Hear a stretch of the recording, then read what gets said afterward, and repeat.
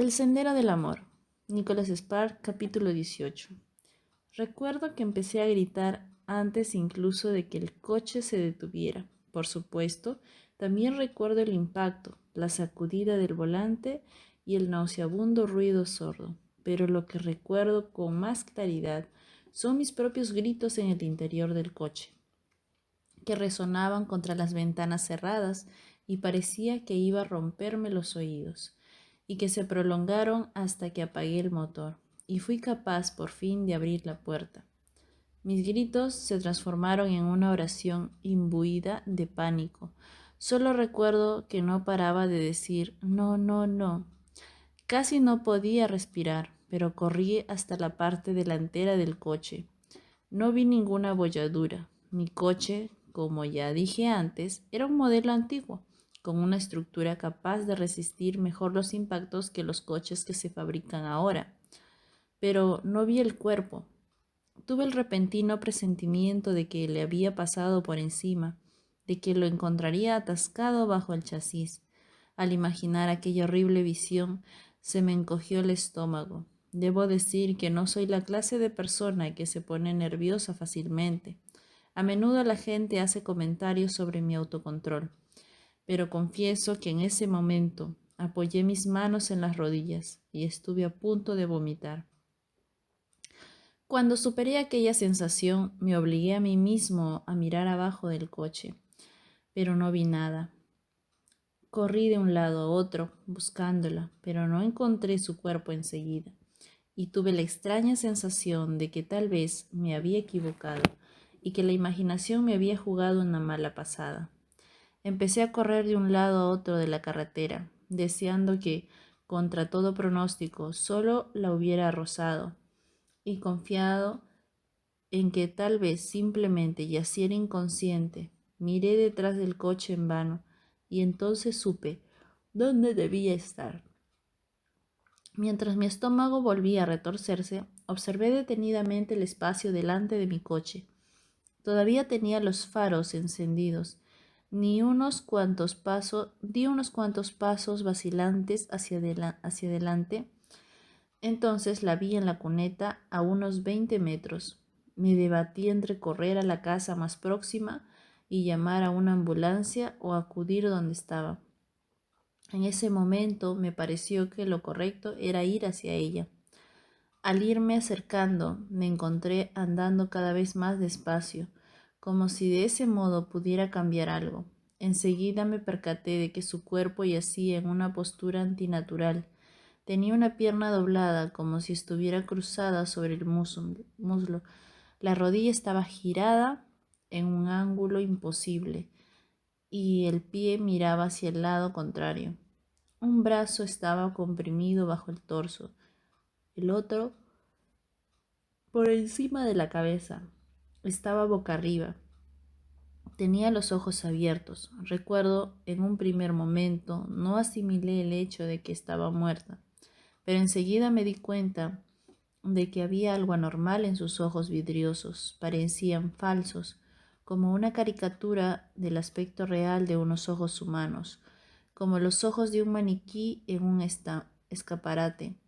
Con la mirada clavada en ella, sin embargo, creo que fue la absoluta inmovilidad de sus ojos lo que realmente hizo que me diera cuenta. En todo el rato que estuve de pie a su lado, no parpadeó ni una vez. En ese momento vi un charco de sangre debajo de la cabeza, y de pronto me asaltó la certeza, sus ojos, la posición del cuerpo, la sangre, y por primera vez supe con toda seguridad que estaba muerta. Creo que entonces me derrumbé.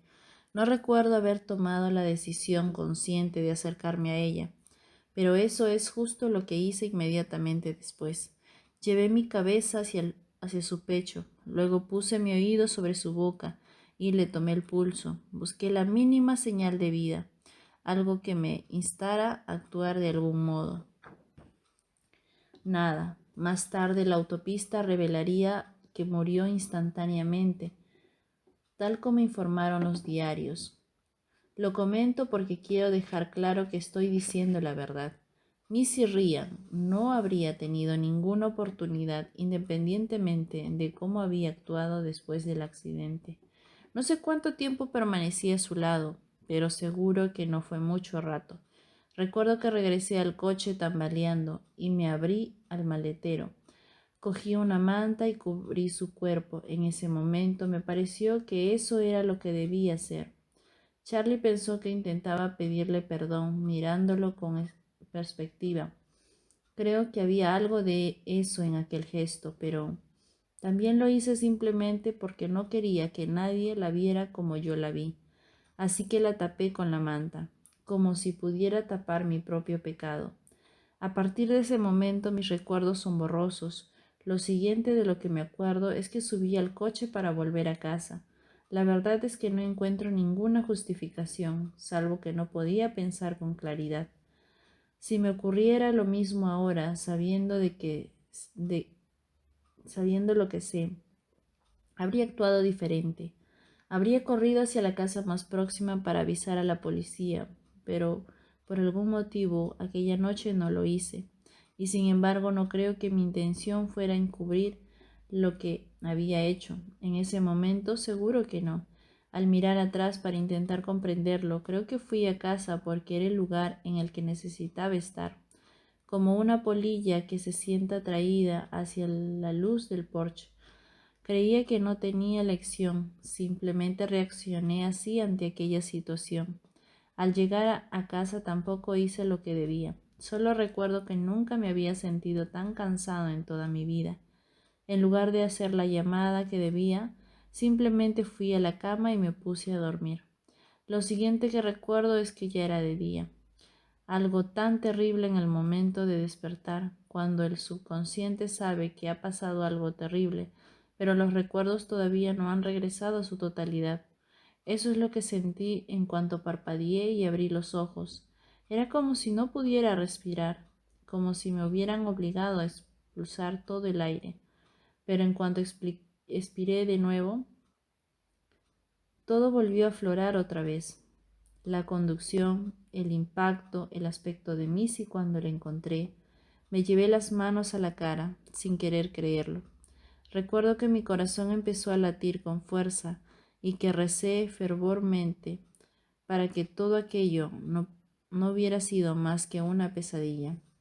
Había soñado cosas parecidas en alguna ocasión, sueños que parecían tan reales que había tardado largo rato en darme cuenta de que no eran verdad. Pero esta vez la sensación, la realidad persistía. En lugar de desaparecer, se hacía más intensa y me sentí como si me hundiera, como si me ahogara en mi propio océano. Poco después leí el artículo en el periódico y entonces fue cuando de verdad cometí un delito. Vi las fotos y leí lo que había sucedido, así como las declaraciones de la policía, que se comprometían a encontrar al responsable a cualquier precio. Y entonces, horrorizado, caí en la cuenta de que no creían que lo sucedido, aquel terrible accidente, fuera justo eso, simplemente un accidente. Creían que era un crimen. El artículo decía que el conductor se había dado a la fuga, era un delito grave. Contemplé el teléfono sobre la encimera como si me estuviera haciendo señas. Había huido. Para los demás yo era culpable, independientemente de las circunstancias. No me cansaré de repetir que a pesar de mi actuación de la noche anterior, lo que sucedió no fue un crimen, aunque el artículo dijera lo contrario. No tomé la decisión de huir de modo consciente, no era capaz de pensar con la suficiente claridad como para decidir nada. No cometí ningún delito aquella noche. Lo hice en la cocina, al mirar al teléfono y no llamar. Aunque el artículo me había puesto nervioso en aquel momento, sí podía pensar con claridad. No quiero buscar excusas para mi comportamiento, porque no las hay. Sopesé mis miedos y los enfrenté a lo que consideraba que era correcto, pero al final ganó el temor. Me aterrorizaba la idea de ir a la cárcel por algo que en mi fuero interno sabía que era un accidente, y empecé a buscar justificaciones. Creo que me dije a mí mismo que llamaría más tarde, pero no lo hice. Me convencí de que era mejor esperar un par de días hasta que todo se calmase y después llamaría, pero tampoco lo hice. Al final decidí esperar hasta después del funeral, y para entonces ya era demasiado tarde. El Sendero del Amor, Nicholas Sparks, capítulo 19. Poco después, ya en el interior del coche patrulla, con las sirenas y las luces encendidas, Miles derrapó al doblar una esquina y estuvo casi a punto de perder el control del coche, pero volvió a pisar a fondo el acelerador. Había sacado a Sims a rastras de la celda, le había hecho subir las escaleras hasta la oficina y juntos habían cruzado las dependencias sin detenerse a dar explicaciones ante la mirada de los presentes. Charlie estaba telefoneando desde su despacho, pero al ver la palidez extrema del rostro de Miles, colgó de inmediato, aunque no lo bastante rápido como para evitar que llegara a la salida acompañado de Sims. Salieron al mismo tiempo y cuando Charlie llegó a la acera, vio que Miles y Sims tomaban direcciones opuestas. Charlie decidió en ese instante seguir a Miles y gritó su nombre para que se detuviera. Miles lo ignoró y subió al coche patrulla. Charlie aceleró el paso y llegó al coche justo cuando Miles salía a la carretera. A pesar de que el auto estaba en marcha, golpeó la ventanilla. ¿Qué pasa?, exigió Charlie. Miles le indicó por seña que se apartara. Charlie se quedó petrificado, con una expresión de confusión e incredulidad en la cara. En lugar de bajar la ventanilla, Miles accionó la sirena, pisó el acelerador y salió del aparcamiento, haciendo que los neumáticos derrapasen al incorporarse al tráfico. Un minuto después, Charlie le llamó por la radio, exigiendo una explicación de lo ocurrido, pero Miles no se molestó en responder. Desde allí normalmente se trataba algo menos de 15 minutos en llegar al campamento de los Timpson. Con ayuda de la sirena y la velocidad a la que iba, Miles tardó menos de 8 minutos. Estaba a medio camino cuando Charlie intentó contactar por radio. En la autopista llegó a los 150 kilómetros por hora. Cuando tomó el desvío que conducía a la caravana en la que vivía, Otis sentía correr la adrenalina por todo su cuerpo. Apretaba el volante con tanta fuerza que apenas sentía las manos. Aunque no podía darse cuenta de ello en aquel estado, la ira le inundaba y bloqueaba todo lo demás. Otis Simpson había herido a su hijo con un ladrillo. Otis Simpson había matado a su mujer. Otis Simpson había estado a punto de salirse con la suya. Ya en el camino de grava, el coche patrulla patinó de un lado a otro cuando Miles volvió a acelerar. No podía ver con nitidez los árboles que iban dejando atrás. No veía nada aparte del camino ante él. Al encontrarse una curva a la derecha, Miles por fin levantó el pie del acelerador y empezó a reducir la marcha. Casi había llegado. Miles había esperado ese momento durante 2 años. Durante 2 años se había torturado, atormentado por la sensación de fracaso. Otis. En un instante, Miles frenó derrapando justo en medio del campamento y salió del coche. De pie al lado de la puerta, escudriñó el área a su alrededor, en busca de algún movimiento, lo que fuera. Apretaba fuertemente la mandíbula mientras intentaba mantener la calma. Abrió la funda de la pistola y la sacó. Otis Simpson había matado a su mujer. La había atropellado a sangre fría. Aquel silencio resultaba inquietante. Apenas el ruido del motor al enfriarse. No se oía nada. Los árboles no se movían. Sus ramas estaban absolutamente quietas. Ni el trino de los pájaros en los postes de las vallas. Lo único que Miles podía oír eran los ruidos que hacía él mismo. El ruido de la pistola al desenfundarla, el ritmo acelerado de su respiración.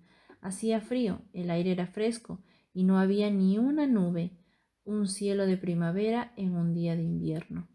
Miles esperó. Al cabo de un rato, una puerta con mosquitero se abrió con un chirrido como el de un acordeón oxidado. —¿Qué quiere? —gritó una voz áspera, como deteriorada por muchos años de fumar cigarrillos sin filtro. Era la de Clyde de Timson. Miles se puso a cubierto, utilizando la puerta del coche a modo de escudo por si se producía un tiroteo. —He venido a buscar a Otis. Hazle salir. La mano desapareció y la puerta se cerró con un golpe. Miles quitó el seguro y llevó el dedo al gatillo, con el corazón a punto de estallar. Después del minuto más largo de su vida, vio abrirse de nuevo la puerta, empujada por una mano anónima. —¿De qué se le acusa? —quiso saber la voz. —Haz que salga, ahora. —¿Para qué? Está arrestado. Haz que salga de ahí con las manos en alto. Volvió a oírse un portazo y entonces Miles se dio cuenta de lo precario de su situación. Con las prisas se había puesto en peligro. Había un total de 4 caravanas, 2 delante de él y una a cada lado. Aunque no había visto a nadie en las otras, sabía que dentro había gente. En el espacio desde las caravanas había además muchos coches viejos, algunos soportados por los bloques. No podía evitar pensar que tal vez los Timson estaban haciendo tiempo para rodearlo. Una parte de él sabía que debía haber traído refuerzos, pero aún estaba a tiempo de llamar para pedirlos, pero no lo hizo, ni hablar, no en ese momento. Al poco la puerta volvió a abrirse. Clyde apareció en el umbral. Tenía las manos a ambos lados del cuerpo. En una de ellas sostenía una taza de café, como si aquello pasara todos los días. Pero al ver que Miles le apuntaba con la pistola, dio un paso atrás. —¿Qué diablos quiere, Ryan? Otis no ha hecho nada. —Tengo que llevármelo, Clyde. Todavía no ha dicho el motivo. Se le acusará al llegar a la oficina del sheriff. —¿Dónde está el orden judicial? —No la necesito, está detenido. Todo el mundo tiene derechos. No puede irrumpir aquí con exigencias. Tengo mis derechos. Si no tiene una orden judicial, váyase de aquí. Estamos hartos de sus acusaciones. —No estoy bromeando, Clyde. Hazle salir o de lo contrario, dentro de un par de minutos estarán aquí todos los agentes del condado y te detendré por amparar a un criminal. Un farol, pero funcionó. Poco después, Otis apareció tras la puerta y le dio un codazo a su padre. Miles apuntó hacia Otis. Al igual que su padre, no parecía especialmente preocupado. —Apártate, papá —dijo con voz tranquila. Al ver la cara de Miles, sintió el deseo de apretar el gatillo, reprimiendo la oleada de ira que parecía asfixiarle. Se levantó sin dejar de apuntar a Otis. Empezó a rodear el coche patrulla hasta ponerse a la vista de todo el mundo.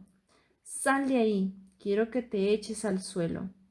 Otis pasó por delante de su padre, pero se quedó en el porche. Cruzó los brazos. ¿De qué se me acusa, agente Ryan? Sabes muy bien de qué se trata. Pon las manos encima de la cabeza. Me parece que no va a poder ser.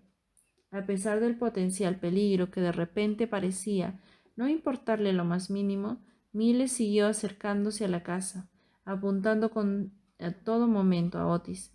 Tenía el dedo en el gatillo y notaba que lo estaba apretando. Haz un solo movimiento, uno solo. Baja del porche. Otis miró a su padre, que parecía estar a punto de estallar, pero al volverse hacia Miles, vio una furia incontrolable en sus ojos que le instó a obedecerle. —De acuerdo, ya voy. Manos arriba. Déjame verte las manos por encima de tu cabeza. Para entonces, otro de los habitantes del campamento habían sacado la cabeza por la ventana de su caravana para ver qué pasaba, aunque rara vez estaban del lado de la ley. A ninguno se le ocurrió salir corriendo a por una arma. También habían visto la cara de Miles, que dejaba claro que dispararía con la menor excusa. —Ponte de rodillas, ahora. Otis obedeció, pero Miles no enfundó la pistola. Seguía apuntando en ella a Otis. Miró en derredor, asegurándose de que nadie intentaría impedir lo que estaba a punto de hacer, y salvo la distancia que había entre ellos. Otis había matado a su mujer. Al acercarse aún más, el resto del mundo pareció desvanecerse. En ese instante solo estaban ellos dos. En los ojos de Otis había miedo, pero también algo más. Tal vez cansancio, pero no dijo nada. Miles se detuvo un momento mientras se miraban fijamente a los ojos y luego empezó a moverse a su alrededor hasta ponerse a su espalda. Acercó la pistola a la cabeza de Otis, como un verdugo. Sintió el dedo en el gatillo, una ligera precisión, y todo habría acabado. Dios santo, quería disparar. Quería acabar de una vez con todo aquello. Se lo debía a Missy, se lo debía a Jonah. Jonah. La visión repentina de su hijo le devolvió de golpe a la realidad y a la situación en la que se encontraba. No. Sin embargo, vaciló durante unos momentos hasta que finalmente suspiró con fuerza. Buscó las esposas que colgaban del cinturón. En un hábil movimiento esposó una de las muñecas de Otis y le obligó a bajar el brazo por detrás de la espalda. Tras enfundar la pistola, le posó la otra muñeca. Otis hizo una mueca de dolor. Tienes derecho a permanecer en silencio, empezó a recitar.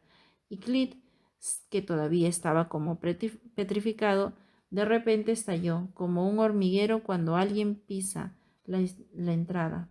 No está bien lo que está haciendo. Llamaré a mi abogado. No tiene derecho a presentarse aquí de este modo y apuntarnos con la pistola.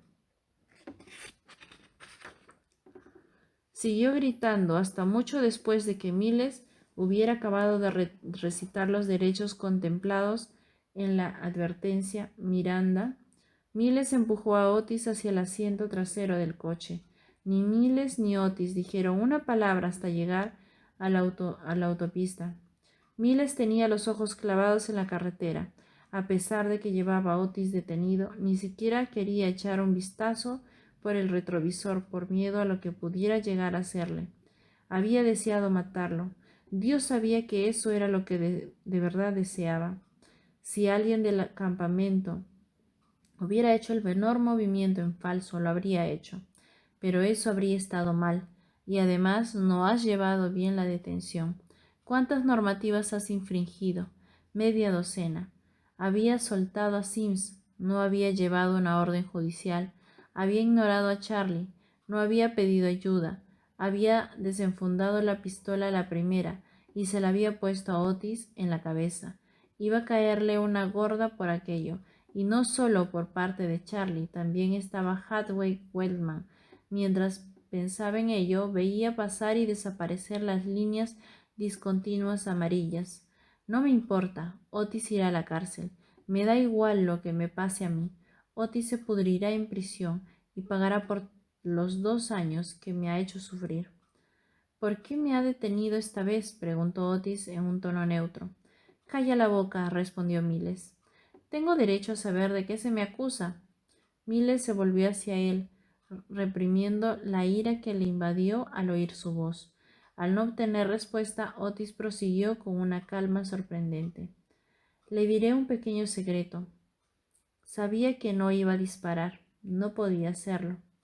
Miles se mordió el labio, mientras su rostro se ruborizaba. Contrólate, se dijo, contrólate. Pero Otis no callaba. ¿Sigue saliendo con aquella chica con la que estaba en la taberna? Se le preguntó por qué. Miles pisó el freno con fuerza. Las ruedas chirriaron, dejando roderas negras en el asfalto, como no le había puesto el cinturón. Otis salió despedido hacia la mampara de seguridad. Miles volvió a pisar el acelerador a fondo. El detenido volvió de golpe al asiento como un yoyo. Durante el resto del trayecto, Otis no pronunció palabra. El Sendero del Amor, Nicholas Sparks, capítulo 20. ¿Qué diablos pasa aquí?, exclamó Charlie. Unos cuantos minutos antes, Miles había aparecido acompañado de Otis y lo había llevado a una de las celdas. Tras encerrarlo, el preso había pedido hablar con su abogado, pero Miles se había limitado a subir las escaleras hacia el despacho de Charlie. Este cerró la puerta tras ellos. Los demás agentes miraron de reojo a través del cristal, esforzándose por disimular su curiosidad. Creo que la respuesta es obvia, ¿no te parece?, respondió Miles. Este no es ni el lugar ni el momento de gastar bromas, Miles. Necesito respuestas y las necesito ahora. Empezando por Sims. Quiero saber dónde está el informe, por qué lo has soltado y qué demonios quería decir con que era un asunto de vida o muerte. Y también quiero que me digas por qué saliste de aquí hecho un basilisco y por qué has encerrado a Otis. Charlie se apoyó en el escritorio con los brazos cruzados. Durante los siguientes 15 minutos, Miles se lo contó todo. Charlie se quedó boquiabierto. Cuando Miles acabó de hablar, no dejaba de recorrer su despacho de un lado a otro. ¿Cuándo pasó todo eso? Hace un par de años. Sims no lo recuerda exactamente. Y sin embargo, ¿creíste todo lo que te contó? Miles asintió. Sí, le creí. Si no decía la verdad, es el mejor actor que conozco. Después de haber soltado tanta adrenalina, de repente se sintió agotado. ¿Y por eso le dejaste en libertad? Era una afirmación, no una pregunta. Tuve que hacerlo. Charlie cerró los ojos un instante acompañando el gesto con un movimiento de cabeza. Eso no era cosa tuya. Deberías haberme consultado antes. Tendrías que haberlo visto, Charlie. No me habría dicho nada si hubiera intentado hacer un trato contigo y con Harvey. Tomé una decisión de acuerdo a mi conciencia. Tal vez creas que me equivoqué, pero conseguí la respuesta que necesitaba. Charlie miraba a través de la ventana, pensativo. No le gustaba nada aquel asunto, y no solo porque Miles se hubiera excedido en sus competencias, tendría que dar muchas explicaciones. ¿Realmente conseguiste una respuesta?, dijo finalmente. Miles alzó la vista. ¿Qué quieres decir con eso? Simplemente me parece muy sospechoso. Sin sabía que volvería a la cárcel a menos que consiguiera hacer un trato y de repente tendría información sobre Missy. Se volvió hacia Miles. ¿Por qué no ha dicho nada en los últimos 2 años? Había una recompensa y ya sabes cómo se gana la vida, Sims.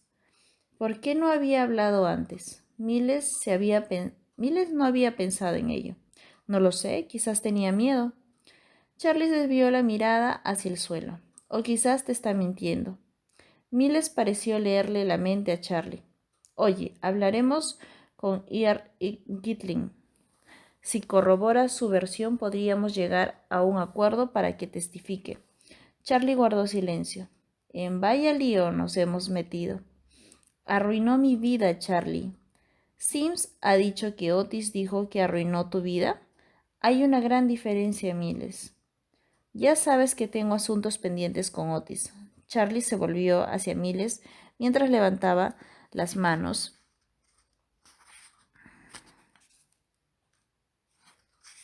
Claro que lo sé todo, y por esa misma razón, lo primero que comprobamos fue la coartada de Otis, y es que ya no lo recuerdas. Tenías testigos que afirmaban que estaba en casa la noche del accidente. Eran sus hermanos. Charlie hizo un movimiento con la cabeza frustrado. Aunque no participaras en la investigación, sabes perfectamente cuánto nos esforzamos por encontrar al culpable. No somos un puñado de bufones, ni tampoco los agentes de la patrulla de tráfico. Todos nosotros conocemos el proceso de investigación de un delito y lo hicimos correctamente, porque deseábamos resolver el caso tanto como tú. Hablamos con quien teníamos que hablar, enviamos los datos necesarios a los laboratorios oficiales, pero nada relacionaba a Otis con el caso, nada. No puedes saberlo. Estoy mucho más seguro de ello que de lo que me estás contando. Tras responder, Charlie respiró hondo. Sé que este asunto te ha carcomido desde que pasó, y sabes una cosa, a mí también. Y de haberme pasado a mí, habría reaccionado del mismo modo. Me habría vuelto loco si alguien hubiera atropellado a Brenda y se hubiera dado a la fuga. Probablemente también hubiera buscado al responsable por mi cuenta, pero ¿sabes qué? Charlie hizo una pausa para asegurarse de que Miles le escuchaba. No habría creído lo primero que se cruzara en mi camino y me prometiera una respuesta, sobre todo si se trataba de un tipo como Sims Addison. Párate a pensar de quién estamos hablando. Sims Addison acusaría a su propia madre si le dieran dinero por ello. Con su libertad en juego, ¿hasta dónde crees que podría llegar? No estamos hablando de Sims. Claro que sí. No quería volver a prisión y estaba dispuesto a decir lo que fuera para evitarlo. ¿No te parece que esto tiene más sentido que lo que me has contado? No me mentiría sobre esto. Charlie miró a Miles fijamente. ¿Por qué no? ¿Porque es demasiado personal? ¿Porque las implicaciones son demasiado graves? ¿Porque es demasiado importante? ¿Te has parado a pensar que tal vez Sim sabía que era lo único que te haría sacarlo de aquí? No es un estúpido, aunque sea alcohólico. Habría dicho lo que fuera con tal de liberarse de la cárcel, y todo parece indicar que eso es exactamente lo que ha hecho. Tú no estabas presente cuando me lo contó, no viste su expresión. La verdad es que no creo que hubiera sido necesario. Puedo imaginarme la escena exactamente, pero supongamos que tienes razón. Supongamos que Sims estaba diciendo la verdad y dejemos de lado el hecho de que te equivocaste al soltarlo sin hablar antes conmigo y con Harvey. ¿De acuerdo? ¿Cuál es el siguiente paso? Dice que escuchó casualmente una conversación, ni siquiera fue testigo de ella. No es necesario que participara en ella. Venga, Miles, ya conoces las normas. En un juicio no sería más que un testigo de oídas. No hay caso. Ergletin podría declarar. ¿Ergletin? ¿Y quién va a creerle? La mitad del jurado desestimaría su declaración a la vista de sus tatuajes y sus antecedentes penales.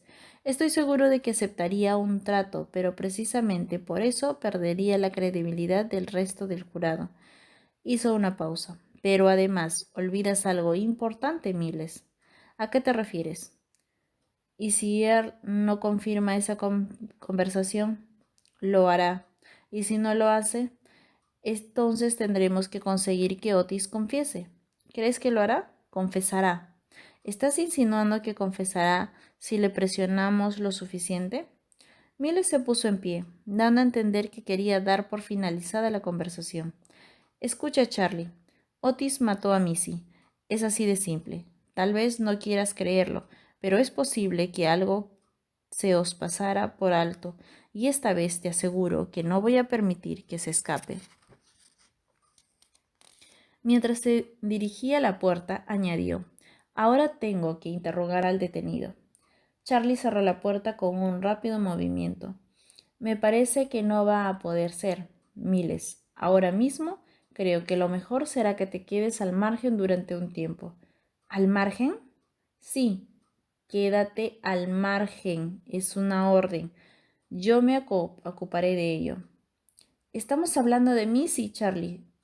No, estamos hablando de un agente que se ha extralimitado y que desde un buen principio no debería haberse implicado de ese modo. Se quedaron mirándose fijamente a los ojos durante un buen rato hasta que Charlie al final sacudió la cabeza. Mira, Miles, entiendo por lo que estás pasando, pero ahora estás fuera. Hablaré con Otis y también con Sims cuando lo encuentre, y me desplazaré para entrevistarme con Ears. En cuanto a ti, creo que es mejor que te vayas a casa. Tómate el día libre. Pero si acabo de empezar mi turno. Y ahora mismo has acabado. Charlie cogió el pono de la puerta. Vete a casa. Déjame ocuparme de esto, ¿de acuerdo? Todo seguía pareciéndose muy sospechoso. 20 minutos después, sentado en su despacho, Charlie todavía no estaba convencido. Hacía casi 30 años que era sheriff y en todo ese tiempo había aprendido a confiar en su instinto, que ahora le advertía como una luz estroboscópica que debía ser precavido.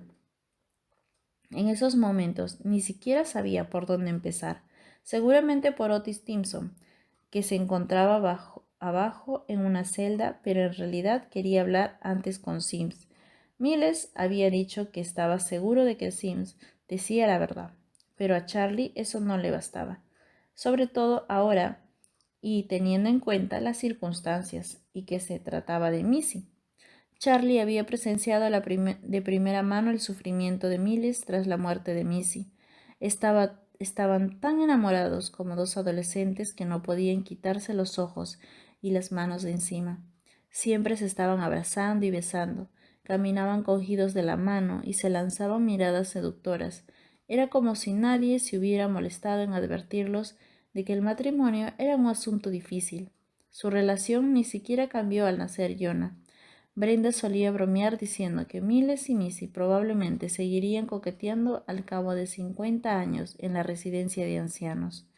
Cuando ella murió, si no hubiera sido por Jonah, Miles probablemente se habría reunido con ella. De todos modos, había sido como si en la práctica se hubiera suicidado. Empezó a beber demasiado, a fumar, tenía insomnio y perdió peso. Durante mucho tiempo, lo único en que podía pensar era en aquel crimen. Un crimen, no un accidente, no para la mente de Miles. Para él siempre había sido un crimen. Charlie tamborileó con el lápiz sobre la mesa. Otra vez lo mismo. Lo sabía todo de la investigación de Miles y a pesar de que era consciente de que no debía habérselo permitido, había hecho la vista gorda. Cuando Harvey Wellman se enteró, se había puesto furioso, pero eso le había dado igual. Ambos sabían que no podían detener a Miles, por mucho que lo hubiera intentado. Charlie, de haberlo prohibido, Miles habría devuelto su placa para seguir investigando por su cuenta. Aún así, Charlie había sido capaz de mantenerle alejado de Otis Simpson, menos mal. Había algo pendiente entre ellos, algo más que la tensión habitual entre buenos y malos. Todas aquellas argucias de los Simpson tenían gran parte de culpa, y Charlie no necesitaba pruebas para saber quién estaba detrás de ellas, pero la tendencia de Miles a arrestar a los miembros del clan Simpson antes de preguntar creaba una situación explosiva. ¿Acaso sería cierto que Otis había atropellado a Missy Ryan? Charlie reflexionó acerca de ello. Era posible, pero aunque Otis fuera un resentido y hubiese intervenido en unas cuantas peleas, nunca había traspasado los límites hasta ahora, o como mínimo no tenían pruebas. Además, le habían estado investigando en secreto. Miles había insistido en ello, pero Charlie se le había adelantado. Podía ser que hubiera pasado algo por alto.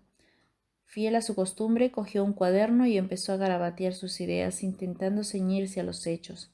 ¿Sims Addison estaba mintiendo? Con anterioridad siempre había facilitado informaciones fiables, pero esto era distinto. No había cantado por dinero, y lo que estaba en juego no tenía precio, quería salvar su propio pellejo. Eso hacía más probable que dijera la verdad, o menos. Charlie tenía que hablar con él, y ser posible ese mismo día, como muy tarde al día siguiente. De nuevo ante el cuaderno anotó el siguiente nombre: Earl Gatling. ¿Qué podrá decirme? Si no confirmaba la versión de Sims, asunto cerrado. Tendría que soltar a Otis y pasarse todo el año intentando convencer a Miles de que ese tipo era inocente, como mínimo, de ese delito. Pero si corroboraba aquella información, ¿qué pasaría? Con su historial, no era precisamente el testigo con mayor credibilidad del mundo, y sin duda alguna pediría algo a cambio, lo cual en ningún caso favorecería su declaración ante el jurado. En todo caso, Charlie tenía que hablar con él enseguida. Earl pasó a ocupar el primer lugar de la lista. A continuación, Charlie anotó otro nombre: Otis Simpson, culpable o no. En caso de que hubiera matado a Missy, la historia de Simpson tendría sentido, pero ¿cuál sería el procedimiento que debería seguir? ¿Retenerle hasta que volvieran a investigarlo otra vez abiertamente en busca de más pruebas? ¿Soltarle y permitir que volviera a las andadas? De todas maneras, Harvey no vería con buenos ojos un caso que solo se basaba en el testimonio de Sims Addison y Earl Gletting. Además, argumentaría que, pasados 2 años, no sabía qué esperaban encontrar. No le cabía la menor duda de que tendría que volver a investigar el caso, por mucho que creyera que sería una tarea infructuosa. Debía reanudar la investigación, por Miles, por él mismo. Charlie sacudió la cabeza. De acuerdo, suponiendo que Sims dijera la verdad y que Earl respaldara su versión, lo cual era mucho suponer, aunque dentro de lo posible, ¿por qué habría dicho algo así Otis? La respuesta obvia era que realmente lo hizo él. En ese caso, de nuevo surgía el problema de fundamentar la acusación, pero la idea que se estaba formando en su mente tardó un poco en tomar forma de pregunta. ¿Y si Sims estaba diciendo la verdad? ¿Y si Otis estaba mintiendo aquella noche? ¿Sería posible? Charlie cerró los ojos y se concentró. ¿Por qué? Por su reputación. Mira lo que hice y no me han pillado. Para asustar a Earl y así conseguir el dinero. Te pasará lo mismo a menos que... o había querido decir que era el cabecilla, pero que él no había hecho el trabajo sucio. Sus pensamientos iban y venían como un bucle, zigzagueando de un extremo a otro mientras los ponderaba. Pero, ¿cómo podía saber Otis que Missy saldría a correr aquella tarde? Era un lío tremendo. Como no conseguía llegar a ninguna conclusión, dejó a un lado el lápiz y se restregó los sienes, consciente de que había más aspectos por considerar, al margen de la situación de aquellas tres personas. ¿Qué iba a hacer con Miles? Era su amigo, su ayudante. Había hecho un trato con Sims y había omitido el informe. Le había soltado y luego había ido a buscar a Otis para hacer justicia sin molestarse siquiera en hablar antes con Earl Cletting, como si estuviera en el salvaje oeste. Harvey no era mala persona, pero Miles iba a tener probablemente, debido a su comportamiento, graves problemas. Todos vamos a tenerlos. Charlie suspiró.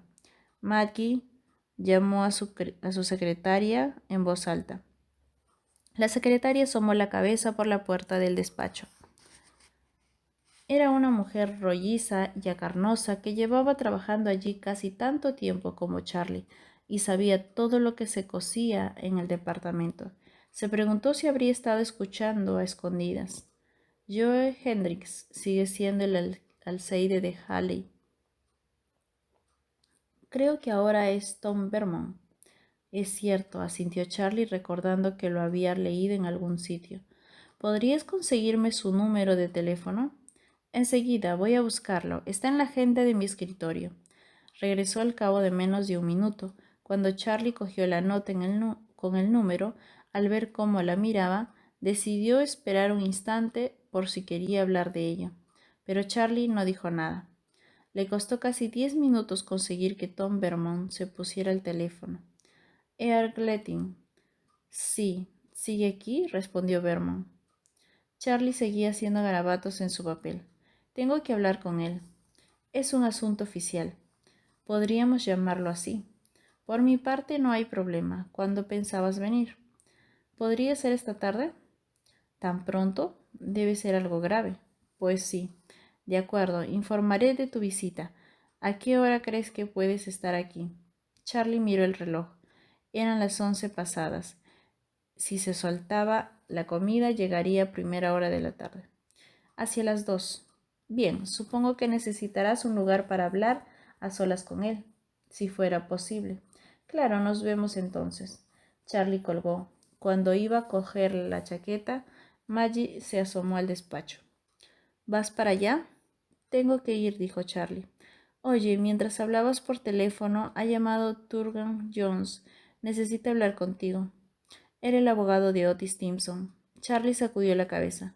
Si vuelve a llamar, dile que volveré hacia las 6 de la tarde, que me llame después de esa hora. Maddie movió los pies inquieta. Dijo que era importante y que no podía esperar. Abogados, cuando ellos querían hablar con él, siempre era muy importante, pero si Charlie quería contactar con ellos, era otro cantar. ¿Dijo de qué se trataba? No, pero parecía enfadado. Por supuesto, su cliente estaba entre rejas y todavía no se había presentado a los cargos. Ahora ya daba igual. Charlie podía retenerlo de momento, pero tenía que darse prisa. No tengo tiempo para hablar con él ahora. Dile que llame más tarde. Maggie asintió con los labios fuertemente apretados como si quisiera añadir algo más. ¿Qué pasa? Poco después ha llamado Harvey. También quiere hablar contigo. Dice que es urgente. Charlie se puso la chaqueta mientras pensaba. Claro que quiere hablar conmigo. ¿Qué podía esperar de un día como hoy? Si vuelve a llamar, dile lo mismo. Pero haz lo que he dicho, Maggie. No tengo tiempo de discusiones. Enseguida añadió. Avisa a Harris, necesito que venga al despacho un momento. Tengo una tarea para él. La expresión de la mujer daba a entender que no le gustaba esa decisión, pero se limitó a obedecer. El agente Harris y John se presentó en el despacho. Quiero que encuentres a Sims Addison y que no le quites el ojo de encima.